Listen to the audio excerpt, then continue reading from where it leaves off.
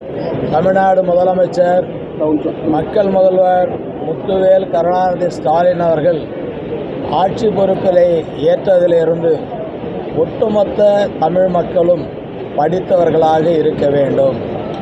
அதற்கு அடிப்படை தேவைகள் கல்வி, அந்த கட்டமைப்பை மிக உறுதிப்படுத்த வேண்டும் என்ற நோக்கத்தோடு அவருடைய செயல்பாடுகள், அதிலும் குறிப்பாக வாசிப்புத்தன்மை அனைவருக்கும் வர வேண்டும்.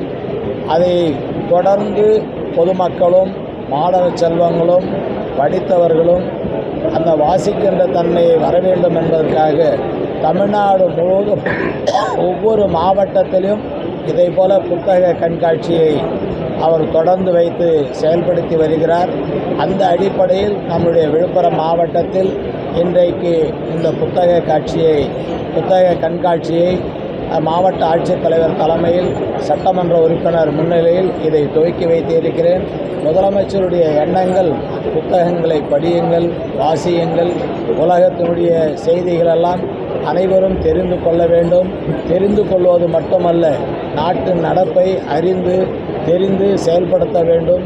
எல்லோருக்கும் எல்லாமே கிடைக்க வேண்டும் என்ற அந்த அடிப்படையில் இந்த புத்தகங்கள் ஒவ்வொருத்தர் கையிலும் அவரவர்கள் விருப்பத்தின் அடிப்படையில் அவர்கள் தேர்வு செய்கின்ற புத்தகங்களை படித்து வாசித்து தன்னுடைய மனதிலே வைத்தால் எதிர்கால சமுதாயத்தை அவர் சரியான முறையில் வழிநடத்த செல்ல முடியும் என்ற நம்பிக்கையோடு தான் இந்த புத்தக கண்காட்சியை தமிழ்நாடு முழுவதும் நாம் செயல்படுத்தி கொண்டு வருகிறோம். இந்த மாவட்டத்தினுடைய ஆட்சித்தலைவருக்கு இந்த புத்தக கண்காட்சியை நடத்துகின்ற வாய்ப்பை முதலமைச்சர் வழங்கியிருக்கிறார். அரசாங்கம் சார்பாக 20 லட்சம் ரூபாய் இதற்காக நிதி ஒதுக்கீடு செய்யப்பட்டுள்ளது. மீத தொகையை மக்களுடைய பங்களிப்போடு செயல்படுத்துவதற்காக 100 அறைகளாக தடுத்து அந்த புத்தகங்களை மக்கள் பார்வைக்கு வைக்கப்பட்டுள்ளது.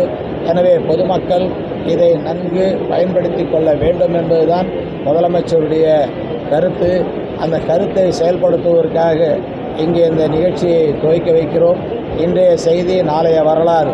இந்த புத்தக கண்காட்சியில் ஒவ்வொருத்தரும் ஒரு புத்தகத்தை பெற்று அதை படித்து தன்னுடைய பிள்ளைகளுக்கு, தன்னுடைய பேரப்பிள்ளைகளுக்கு அந்த வரலாற்றை நீங்கள் சொல்ல வேண்டும்.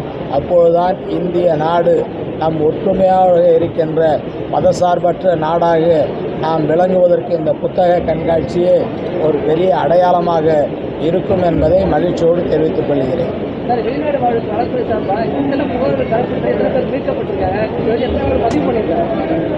வெளிநாடு வாழ் நலத்துறை சார்பாக மாண்புமிகு முதலமைச்சருடைய அந்த ஆணைக்கேற்ற இதுவரையிலும் நான் அதை பொறுப்பெடுத்த பிறகு 2000க்கு மேற்பட்டவர்களை மீட்டு வந்திருக்கிறோம்.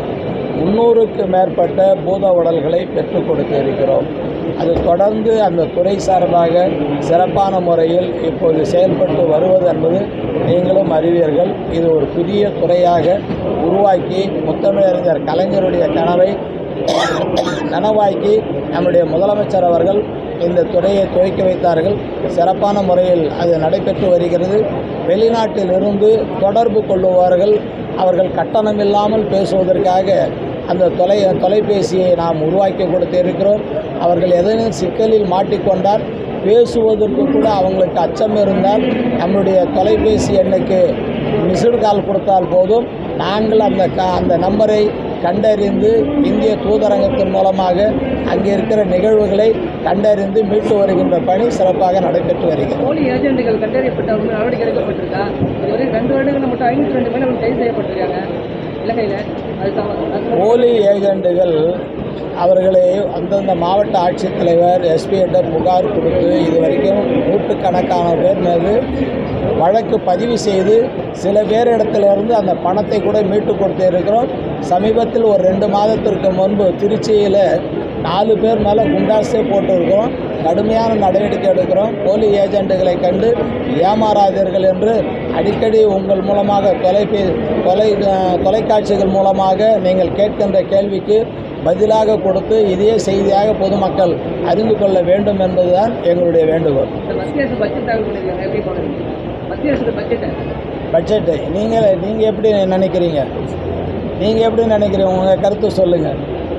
அதாவது அதில் சுதந்திரம் இல்லைன்றது முதல்ல தெரியுது. அதனால தான் இந்த கேள்வியே வருதுன்னு தெரியுது. தமிழகத்துக்கு நிதிநிலை அதிகமாக ஒதுக்கலைன்னு தெரியுது. அதனால தான் இந்த கேள்வி வருதுன்னு தெரியுது.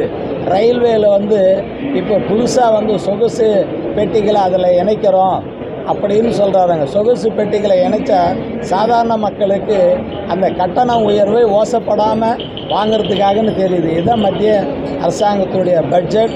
ஏழை எளிய மக்களை வஞ்சிக்கக்கூடிய பட்ஜெட்டாக இருக்கிறது, பணக்காரர்களை ஆதரிக்கிற பட்ஜெட்டாக இருக்கிறது என்று அனைத்து தரப்பு மக்களும் பொதுவாக அரசியல் கட்சிக்கு அப்பாற்பட்டவர்களுடைய கருத்துக்கள் எல்லாம் எல்லா பத்திரிகையிலும் பக்கமாக வந்திருக்கிறது.